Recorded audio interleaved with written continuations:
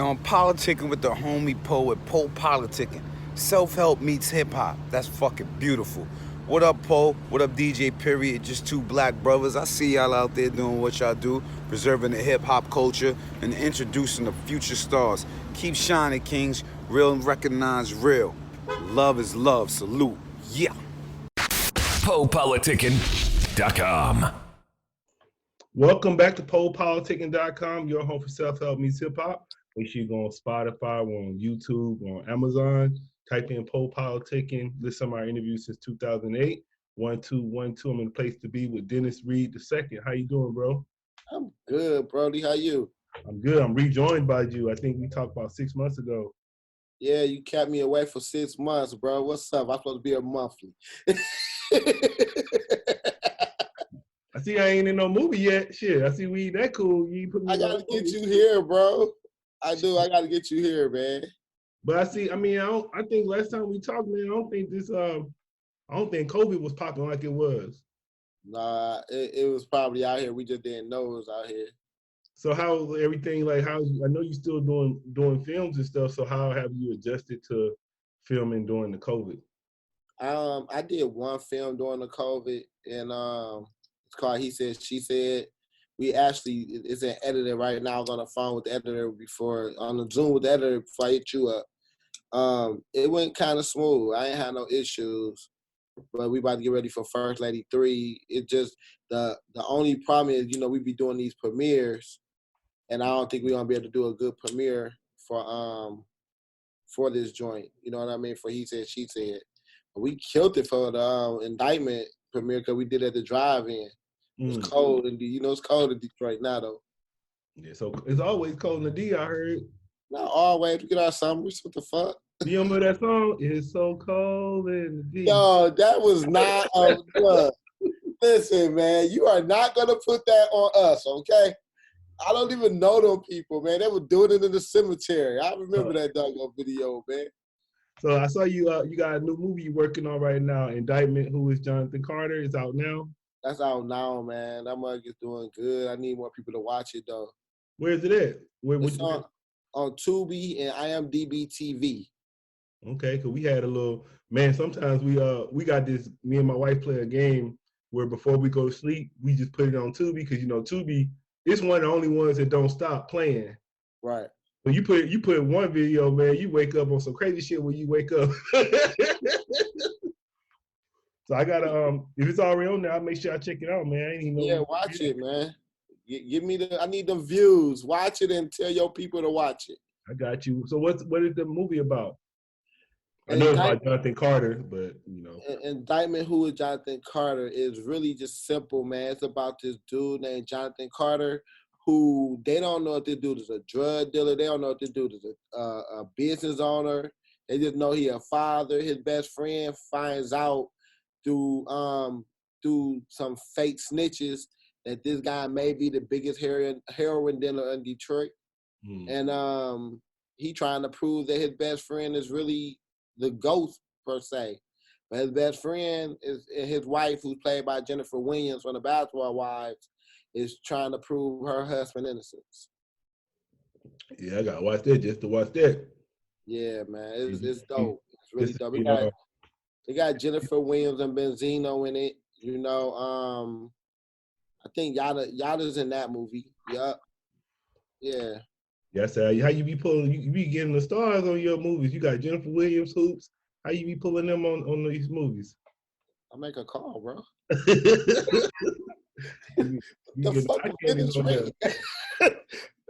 No, man. Honestly, Jennifer came through Benzino. Benzino walked in my restaurant with my homeboy, who also introduced me to Yada. So I got a homeboy named Onion who knows everybody. And Onion, if you know him, I call him like the Mayor of Detroit. He knows everybody that's in music. And he bring people to my restaurant, man. We chop it up, and the next thing you know, they're in front of my camera. So how well, I mean, they was both on on the reality shows, but I'm saying, how did they go from, Benzino's more like a rapper, so how did they translate into acting? How did they do? They did great. Benzino is a fucking natural, man. And GN did good, man. Like, GN did real good. Like, me and Jen end up like really hooking up, and now we doing what you call that documentary called Scam Likely. You know what I mean? That's fucking fire. Her and Angela Yee doing it, and I'm just one of the executive producers on there. And like COVID, I know it killed a lot of people, but it's doing me pretty good, man. I'm not even tripping. It's a good year for me. Yeah, a lot of people, I mean, a lot of creatives are saying like it's kind of just giving you more time to create. Yeah, it's giving you a lot of time. Only fucked up part though, Poe, is like with Tubi, for example. You know, they're an ad ran movie channel. You know what I mean? So a lot of people weren't buying ads. So like 3 million people seen my damn movie, but I was only paid for like 100,000 people. You know what I mean? That's just some bullshit. But other than that, man, I'm able to work. I'm able to, get a bag, give out a bag, make some more bags. Cause I'm sitting here writing and doing everything. I'm enjoying it. I'm learning the more of the back end of the business, and I'm just, man, I'm living this shit, man. I'm good. Yeah, actually, I don't know if you just saw that with Dave Chappelle. He got Netflix to take off his Chappelle show because he was saying he said, well, I guess it's on HBO Max and the CBS show, but it's on Netflix. So Chappelle got them to take it off because he said he never got paid for that. So I'm like, damn, they just been showing that shit all this time and he ain't never been getting paid for it. Yeah, that's crazy. Yeah, and Dave Chappelle is a heavy hitter, man. Yeah.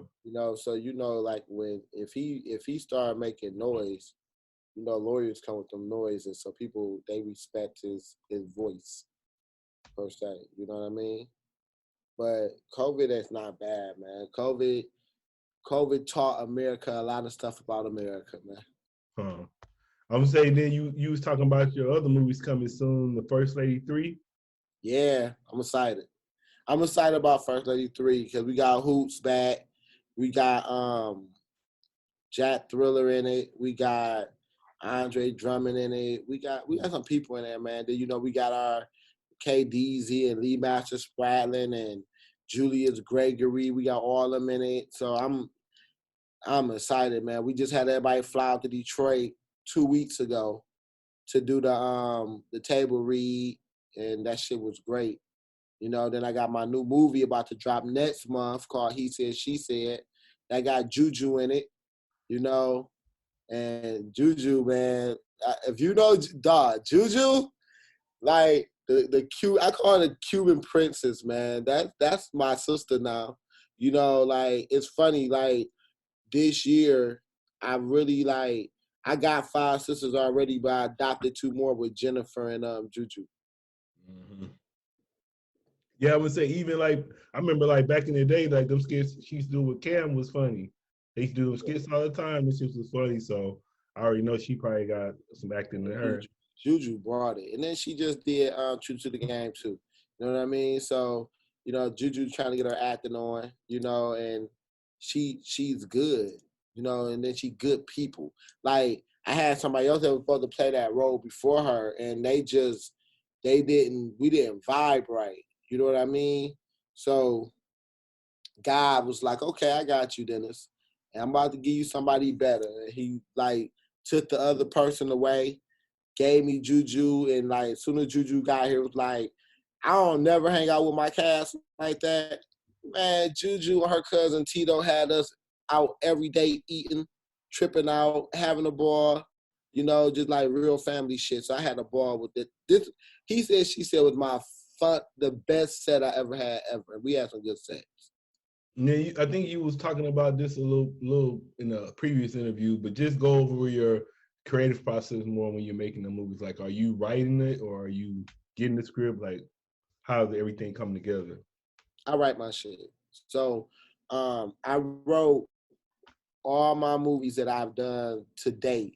But now I'm buying scripts with my company called Homestead Distribution Company. I shouldn't say my company because it's really not my company. I work with them. But I'm able to green light some scripts now, you know what I mean, for us to produce and put out. And we just got 2 Essence bestsellers and New York Times bestsellers, Keisha Irvin and Brenda Hampton. We just got their movies and about to do their shit. Then KDZ got a movie coming out, about to do his shit. It's just we working right now, man. Like God is so good, man. I'm enjoying this. Like I hear everybody talk about how bad COVID is, but we are really enjoying this. And I would say, have your movies ever been on like BET yet? No, cause BET don't give me a big enough bag. Yeah, because So, I was just trying to ask because I see like, man, them movies on Lifetime be garbage. So I'm trying to figure out like why your movies can't be on like television. You know what I'm saying? The movies on Lifetime just be. all right, so let me break it out to you. All right, here's the math. Right, you get BET your movie. BET gonna give you between $50,000 and $100,000.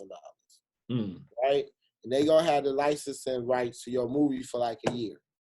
Right, but if you somebody in my position that I just give it to Amazon Prime, IMDb TV, and Tubi, right? I'm gonna do like 300,000 that year. So if I give it to BET just to say I'm on BET, I'm gonna lose 200,000.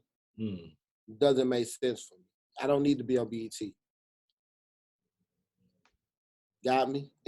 Yeah, I'm just trying to figure it out. I'm like thinking, somebody trying to. So if somebody was trying to get into the game, like, it's already a couple of people I know that's like trying to make films. So they're trying to level up in the game. What should they do? I would say it depends on your cast. If you spending a mint on the cast and you just want to get your money back and you're able to do a BET and they give you a better deal than 100,000 for that year, and you only pay like 50 or 60 or maybe 100,000 on you just want your money back, then do it. But if you got faith in yourself, go to independent writer and do the IMDb TV and do the Tubi and the what you call that, the fuck Amazon Prime. You do them. You're gonna make more money, man. You just gotta trust yourself and you gotta promote your shit. You know what I mean? So you gotta get on good podcasts. You gotta pay a little bit of money for these advertisers. You gotta do all that shit. You gotta trust you, and that's how you gonna make your money. And who would you say who are some of your top movie producers of all time? All time, like independent or just period? Shit, you can go both ways if independent and the other way. Well, you gotta think like you got the big boys like Tyler Perry, Spike Lee's, and even the white boys, Bronkheimer and all of them.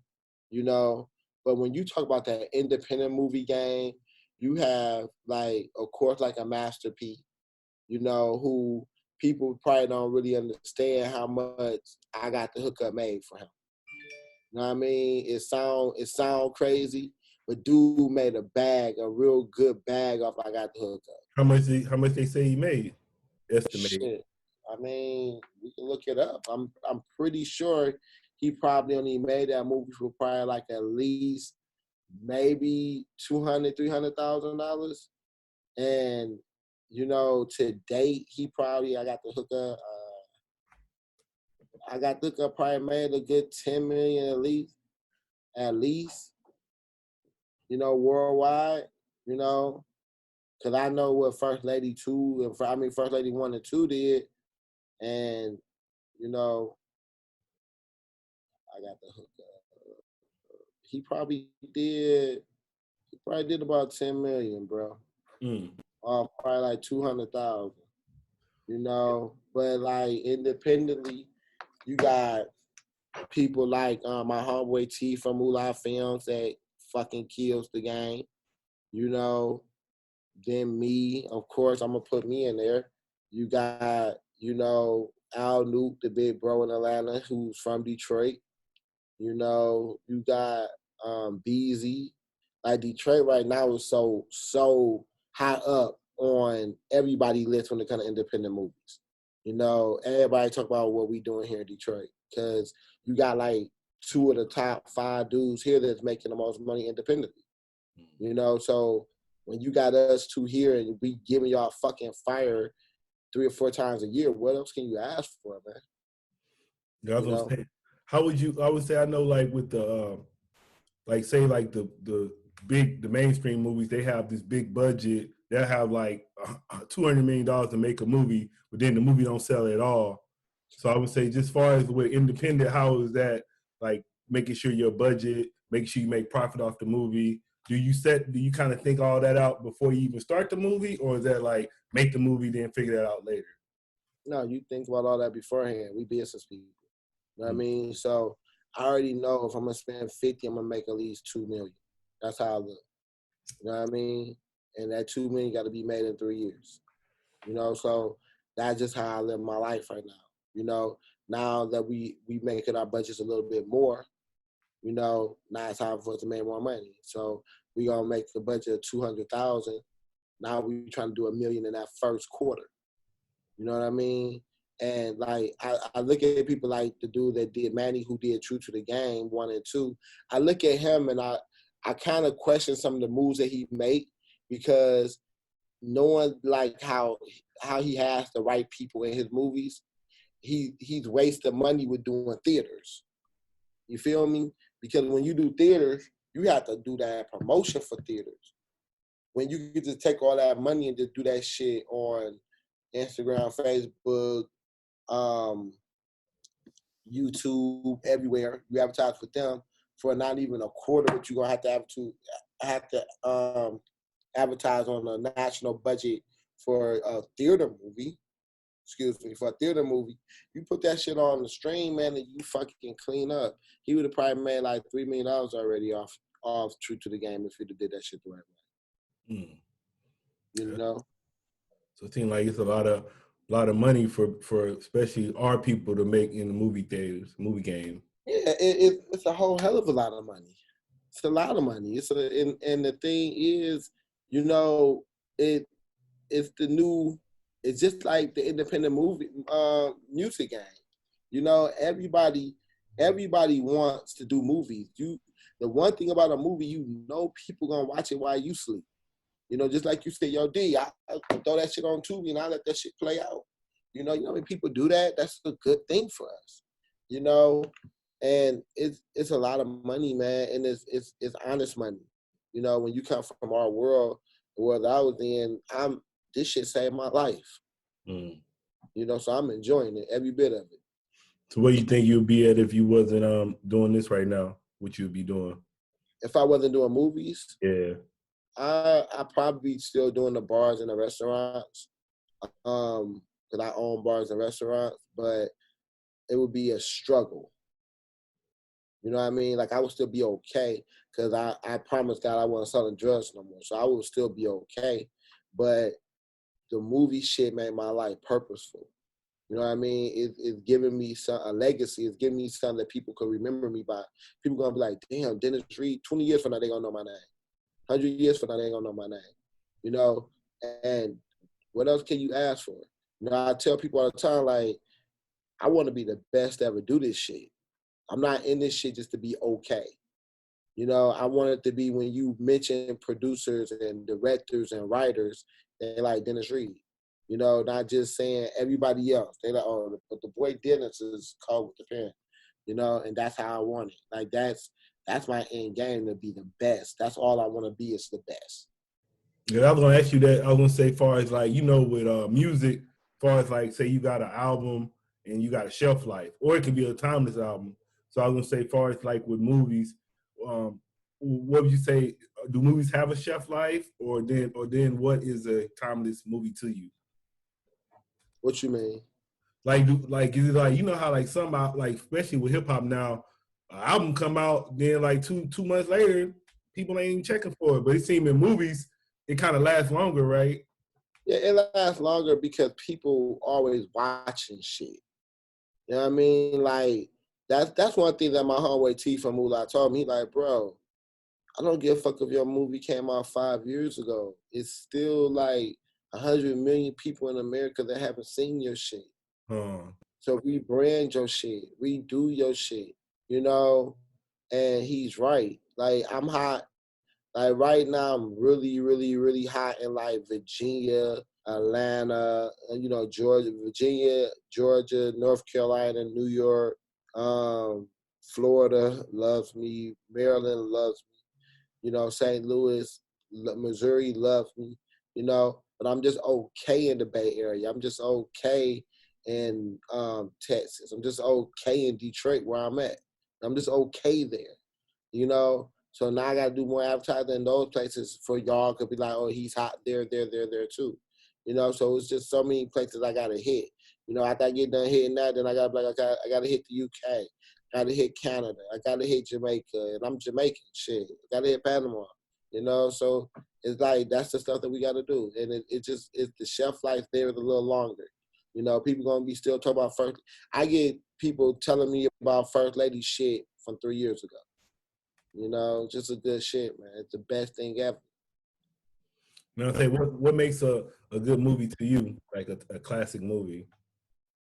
Oh, a classic movie to me is something like The Godfather, something like Love Jones, something that made me think, something that made me be like, something that made me want to do that shit. Like when you look at The Godfather, because you seen The Godfather, right? Yeah. Right. And when you think about The Godfather, you always think about the rules of the family. You know what I mean? You be like, yo, like don't ever put anybody in front of your family. Don't ever talk business don't talk family business in front of people that's not in the family. Don't ever disrespect people in your family, the people that's not in your family. You know, those are the shit that you be like, yo, those are life lessons. You know what I mean? And Love Jones. What did Love Jones teach us? The love for you. You can't help who you love, and you don't have to go back to a love just because everybody say that's the thing that you should supposed to do. You can fall in love with somebody totally opposite of you and be gone over them. You give them a chance, you find out that's the best thing ever. You know what I mean? Those are the movies that mean something, man. Like I could watch Love Jones, Boys in the Hood. What did Boys in the Hood teach us, man? You know, like what did Minister to You don't Society tell about what's going on in the hood. It's like, man, that's the shit that those are movies, man. Those are things that make you think. You know, and that's all you want to do. You want to be able to think about some shit, but not be like wore out with it. You watch the movies and you driving in your car, you're like, that's a lesson right there. You know, What do you think about John Singleton? Speaking of Boys in the Hood, I think it's fucked up that he did. You know, but that teaches that we need to take better care of ourselves. You know what I mean? It teaches that we got to love ourselves a little bit more. We got to get in that gym. Got to eat right. You know what I mean? We got to, you know, if you're going to drink the best shit. It's okay to drink. You know what I mean? But drink the healthy drink. Liquor is unhealthy. I get it. But if you're going to drink it, drink the shit that's not going to fuck up your organs. Drink good shit. You know, if you're going to smoke good shit. You know, it's like, stop putting all the bullshit in your body, man. And, you know, leave that pork alone, man. Eat beef every now and then. You know, it's just like, eat your vegetables. Make sure that you do your blood pressure shit. You know, because we get all this money that we be praying for and hoping for, then we die as soon as we get it because we ain't take care of ourselves. That's bullshit, man. That man worked for 30 years being dope. Finally he got a TV show that was on there doing great, and then he turned around and just died. It's like, what the fuck? I know, right? Fuck me up. That hurt me. You know, because he was like, you look at him and Spike Lee, you know, as people that just did it. You know what I mean? They didn't, like, they probably went to school for it and all that, but you seen them and you knew that you could do it. Watching them, you say, damn, I can make a movie. You know what I mean? And that shit means something. Like, that's why I think I like who I am right now, because when you look at me, you like, yo, that nigga making movies? Him? That nigga? You like, yo, nigga. If that nigga could make a movie, I could make a movie. You know, and that shit means something.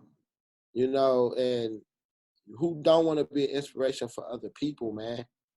You know, you want to be an inspiration to people, and that's all I want to be. I like when kids be like, what do you do for a living? I pull up in my car, and a drug dealer nigga pull up in his car. we got the same car. And they like, yo, what do? You sell drugs? Oh, man, I write. You write? Yeah, man, I really write. I write stories. And they be like, you write? No, dude, I write stories. I write that shit. And kids would be like, what? And next thing you know, they ask you questions and you changing their life. You know, who in the hood you knew? You from the hood. So how many people from the hood did you know was doing podcasts? Shit. None. You know what I mean? Only thing we ever hear about is niggas hooping and selling dope. That's it. Playing football. That's it. Now you like, yo, I'm doing movies. They like, what the fuck? How do you do that? They see you with Jen, they see you with Juju, they see you with Benzino, see you with Jim Jones, they see you with the people that they respect so much. They like, them your friends? So them my niggas. They like, but you don't even smoke weed. You don't even really drink. Like, no, I don't. But I'm making people hot. I make them relevant. Like, that's what we do. And when you tell a kid that they get geek, like, man, that shit great. Then next thing you know, they writing. Oh, yeah. And that means you did your job. How old were you when you started writing, like, movies? I started writing books in 05. I was selling drugs before that. I got shot up April 20th, 05. I told God I wasn't doing that shit no more. And then my first book came out, like, I got shot in April. My book came out like in like November. And it was like book, then plays, and then movies. That's exactly how it went. That was my timeline. What was the books you was writing? I wrote a book called He Said, She Said. Okay. I call that. You coming out with Yeah, the movie now? yeah, He Said, She Said. Actually, it's funny because it's literally right here, right? So this book, I say this is the book to save my life. You know what I mean? Like, this and my kids. This right here, that saved my life because it gave me purpose. So then He Said, She Said was my first play. Then, True Law, one of my other books, was my first movie.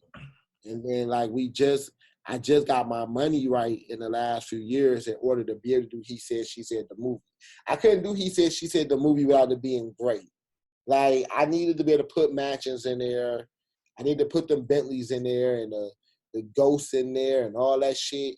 That's what He Said, She Said needed. It couldn't be just they live ordinary. These were not no ordinary living black people. These were black people with money.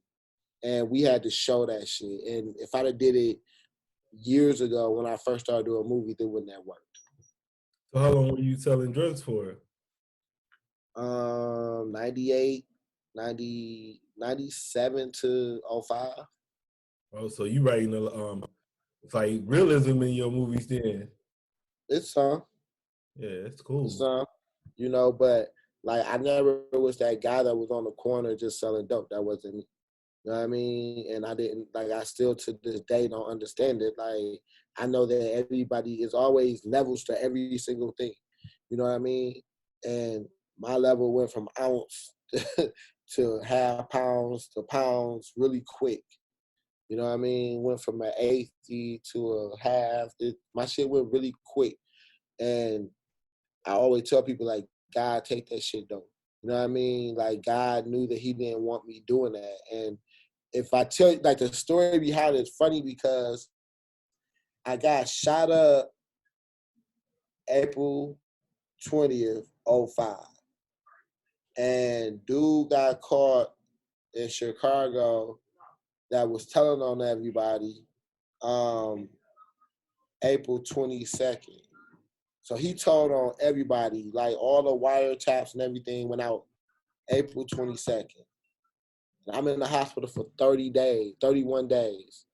So all the wiretaps that they did, my name wasn't on none of them. So everybody that I was selling dope with ended up getting 20, 30, 40 years. Yeah. Right? So dude tried to kill me, and he really saved my life.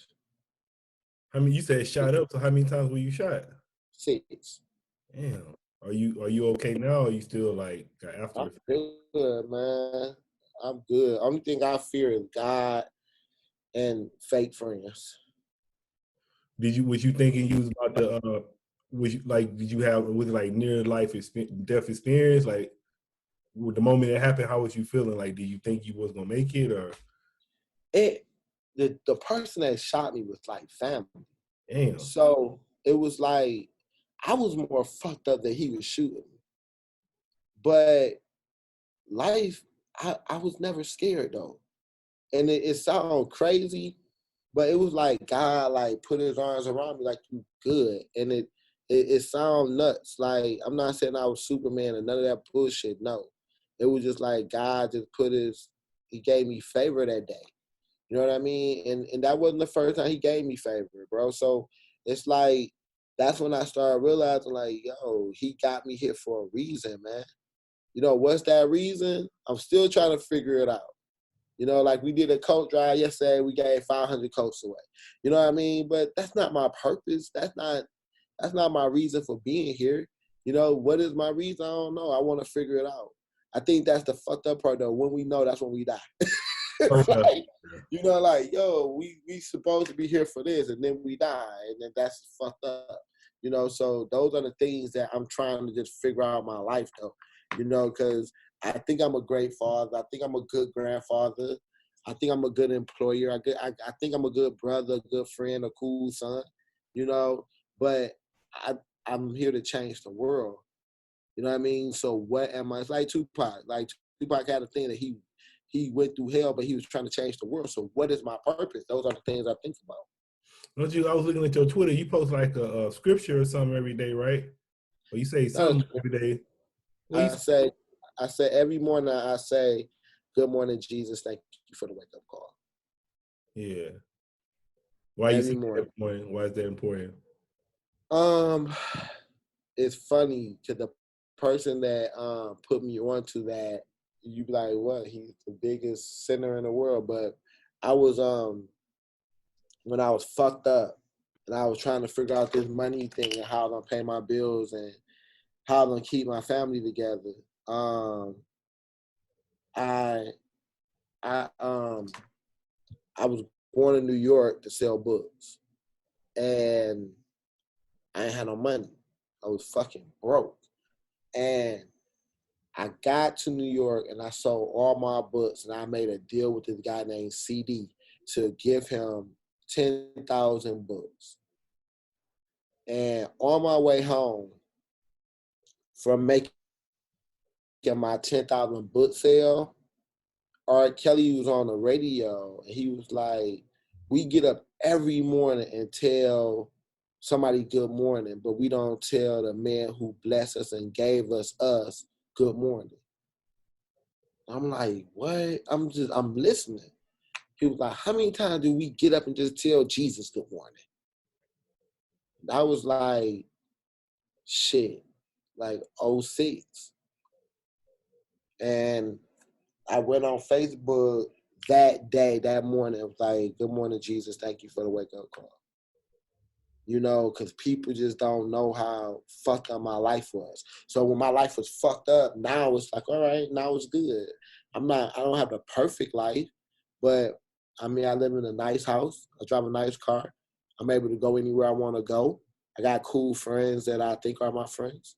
And the only person that I'd say they really made that shit happen for me was Jesus. So I'm going to tell him good morning before I tell any of you motherfuckers good morning. And that's what happened. Well, I'm saying so. But what would you say is so? What is true happiness and success to you? I want to be a billionaire, seriously. And I want to be able to give this world more than what it gave me. You know what I mean? So, like my sons and my daughter, my grandbaby, my girl, I want to be able to, I want to make them proud, and I want to make the people that raised me proud, and I want to give this world a lot, man. You know, I want to be that person that when you can't pay for your kid to go to college, you don't have that problem. You you wanna have a down payment on your first house, you don't have that problem if you around me, because it's not that I'm giving you something. I'm helping you advance our people. And I'm not talking about black and white either. I'm talking about our people, because our people are the people around us.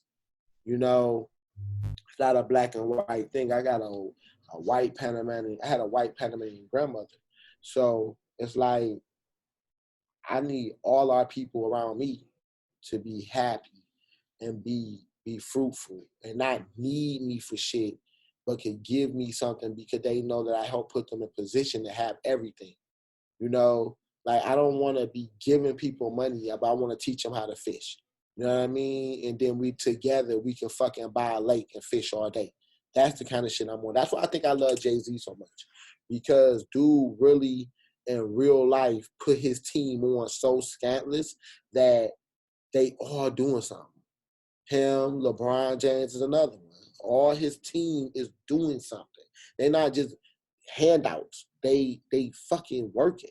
You know, and when your team work like that, dog, you have a good life and a good team. You don't have to worry about the bullshit, man. No haters around me. That's all I ever asked for. Are you gonna make a movie about your life? No. Why not? Because at the end of the day, man, I don't ever want people to think that this shit is real. Like, if you sell drugs, you're gonna do one of three things. And not many of us beat them odds. You feel me? So I don't want to make it like, yo, I'm one of the people to beat the odds, and you could do it too. No, because your ass gonna fucking get killed, or your ass gonna end up in jail, or your ass gonna end up on no dope. You know what I mean? And I don't want people to think because I escaped it and I was blessed with it that shit can happen for you, because that shit 9 times out of 10 ain't gonna happen for you. You know what I mean? When that nigga put that gun in my face and pulled that trigger, you know, that wasn't nothing but God saying, no, I got him. This one of mine. I'm not fucking with you. I'm not letting you take him. You know what I mean? And I don't want people to think that that's going to be your life, because we burying too many of our people. You know what I mean? Like, I don't even, like, my thing is, I don't have a problem with what people do. I have a problem with how we killing each other.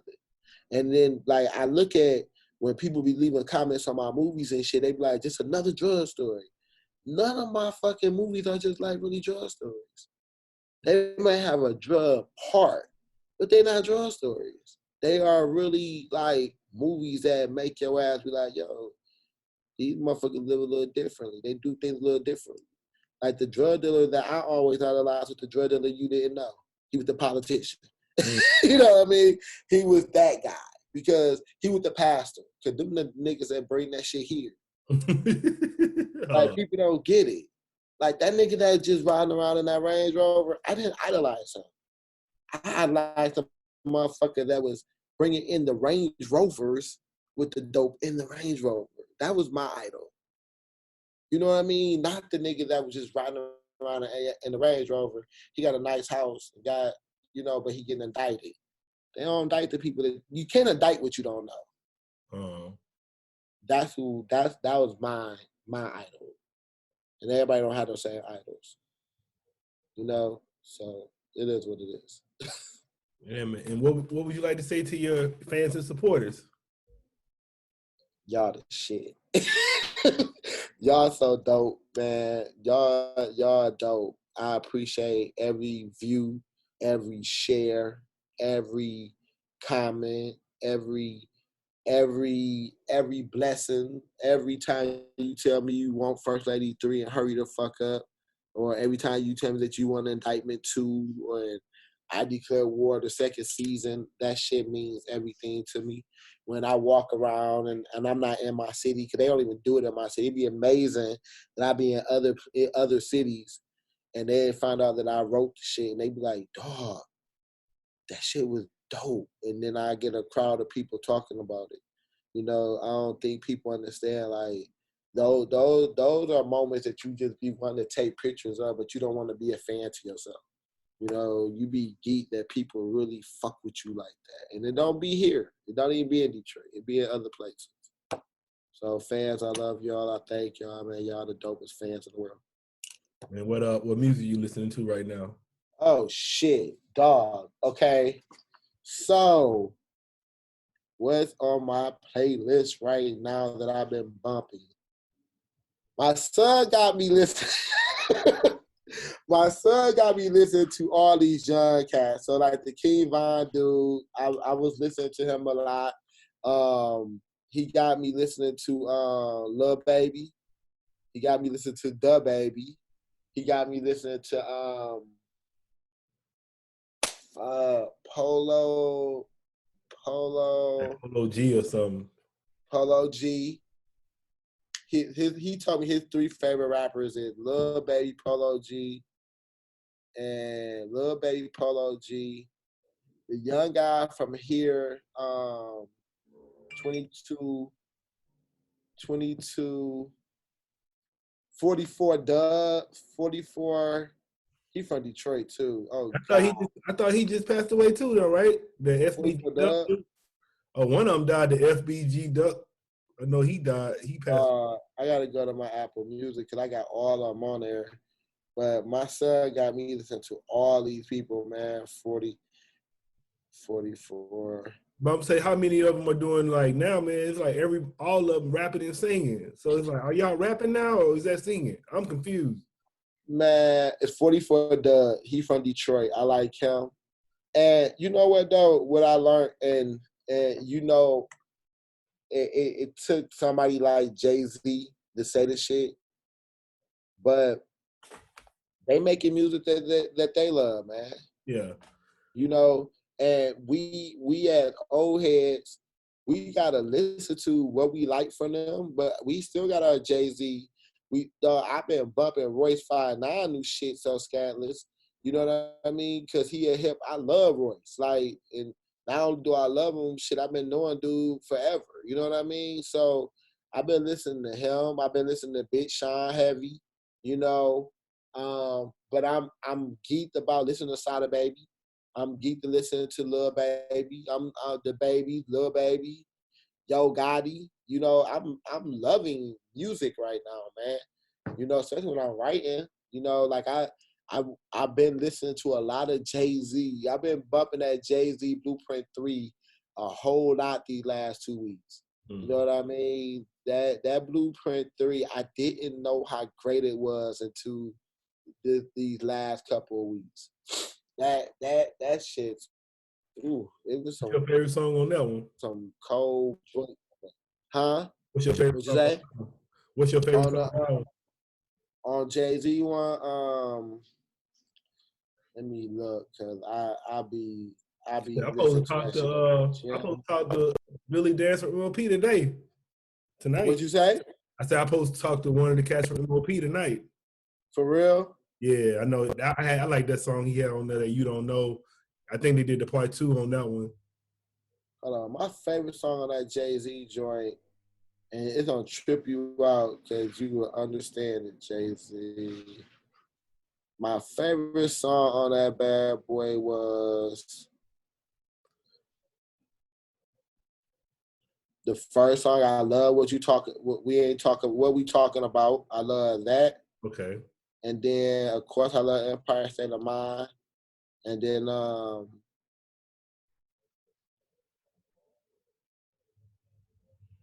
to the next one. I love that song. And then number 9 was probably my favorite song with J. Cole, the Star is Born. I love that shit. Love that. That on to the next one though, I love that because like when I first bought my first bar, I bought it with 3 other guys.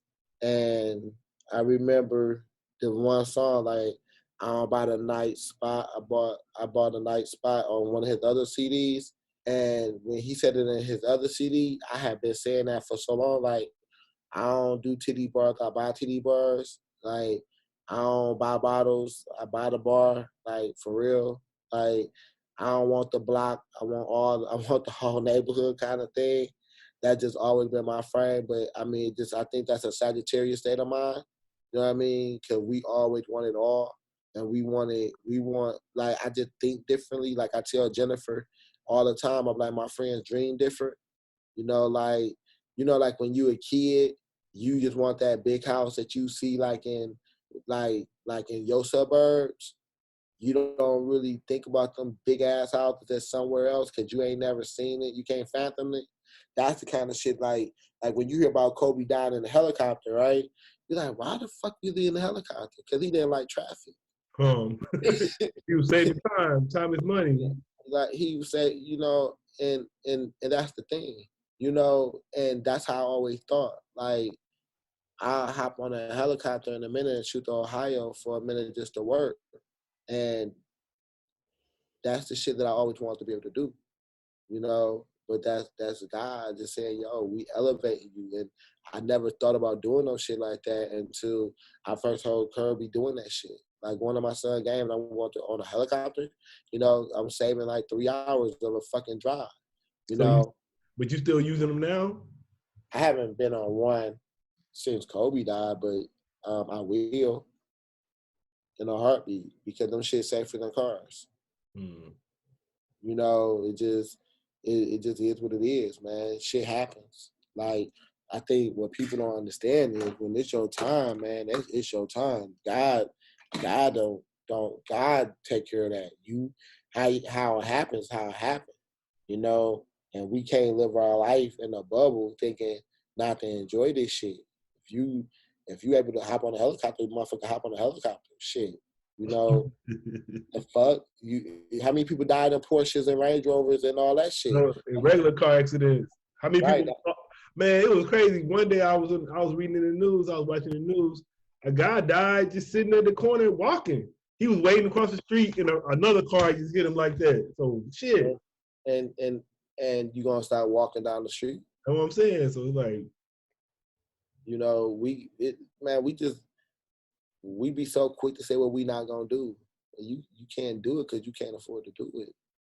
If your money get right, you gonna be like, I'm about to take the private plane. Like, no, you're fucking not.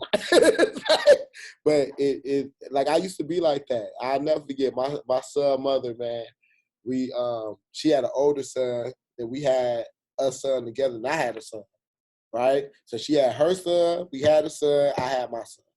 And she used to give her son money. Like his dad would pay child support, it was like $100. She would give him the $100 and then still buy him like 3 pair of shoes a month. And I couldn't afford to buy my son 3 pair of shoes a month, right? And I'd be like, why are you always buying him shoes? Why are you doing that? And you're gonna give him the whole child support? I was such a bitch. I was a hating ass bitch. but you know, the money came up a little bit, and Cameron asked me like, I'm about to buy some shoes. I'm like, okay, you got your debit card, use your own shit. You know, I'm trying to figure out what kind of karma by this kid. Like, I never thought that was gonna be my life. That's all God, man. You know, people don't even get, man. I'm so thankful for everything that I have, man, because I know where it come from, and it come from a good place. Like I want to be able to give more. Like I feel like I made $3. If I could give away $1 to make our world better, that's what the fuck I'm doing. Cause I don't go to church no more. So that's my time to offer when I go and do something for other people. You know what I mean? Because I don't know if it's a heaven or hell, but I'm a live this life like it's a heaven, and I'm gonna do everything I can to get there. You know what I mean? So I'm doing whatever I can to make this little world that I'm in a little bit better. You know? So yeah, I'm happy. One of my boys was saying that he was like when you're in the streets, you gotta look over your shoulder, but if you're doing something positive, you ain't gotta worry about that stuff. So it's much better.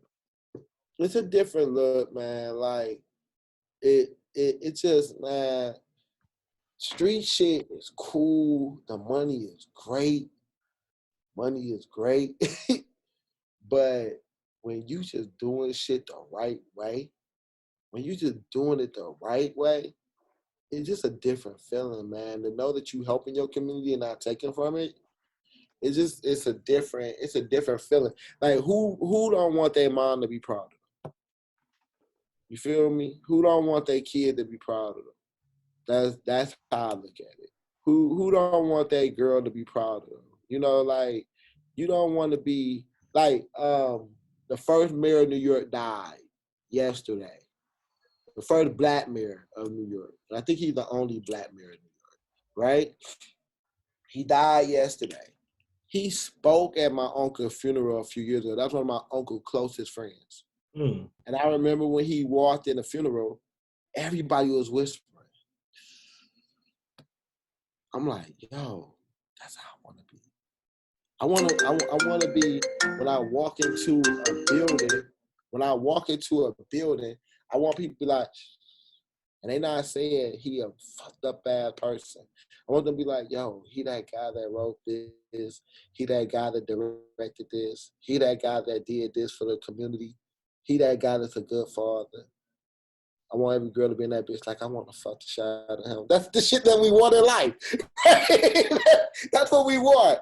And that's all it is, man. That's what I'm working for. I want to be the person that they whisper about, and it's not no bullshit. You know? So, you know, yeah, we don't have to look over our shoulders no more, but we kind of do, because there's a lot of haters out here, but you don't have to do it as much. All right, man. Thanks for coming through politicking with me. Man, I love your motherfucking show. Yeah, I forgot. I love DM me your address, man. I gotta send you a shirt. I forgot you asked about a shirt last time. I gotta send you a shirt. All right, I'll DM it to you ASAP. Yeah, I wanted to be in some movie on the low though. Just have to like wear it. It could be the person getting shot. I don't care. Nah, bro, I ain't killing nobody in your shirt. I have somebody at the school talking in your shit though. All right, well I got you. I'm gonna send you one. Yeah, just DM me your address. I got you. Man, I appreciate it. I wear 3X too. Don't be. Somebody just sent me a pair of small jogging pants. I'm like, bro, my baby can't even wear that shit. I wear 3X too. So shit, I know how it be. Yeah, give me a 3X. You be trying to be like, oh, I can wear that 2X. 2X be looking crazy. You watch it that one time, and it's a wrap, man. It's a wrap. What's your social media again? My social media is Dennis at Dennis DENNIS Reed REED, and then there's 2 I's after the D, and then of course on Facebook it's just Dennis Reed, and then on Twitter it's Dennis R121475, I believe. That's it, man. I think that's it on Twitter. I don't even really I post on Twitter just in the morning. No, on Twitter it's just Dennis Reed II too, man. Everything is Dennis Reed II. Got any shout-outs? Any shout-outs? Yeah. Man, of course. I want to shout out my staff, man, at Mighty Wing Shop and at the bar at Comfort Zone. I want to shout out the dopest fucking publicist in the whole world, Dove. And shout out my cast from First Lady 1, Indictment. He said, she said, I declare war. True Law. Shout them out because they're my motherfucking people. And that's it, man. Shout out to you for letting me come on your show for the second time, man. Sure. The PoPolitickin Show is brought to you by Audible. With over 180,000 titles to choose from, Audible is great for any continuous learner wanting to grow and expand their knowledge and insight. Go to www.audibletrial.com/POAudio and get an audiobook of your choice free with a 30-day trial. After the trial, your paid membership will begin at $14.95 per month. With your membership, you will receive 1 credit every month, good for an audiobook on Audible. Cancel before your trial ends and you will not be charged. So go to www.audibletrial.com/POAudio and download a free book by Tony Robbins, Grant Cardone, Napoleon Hill, Les Brown, Damon John, and more. Always remember that knowledge is power.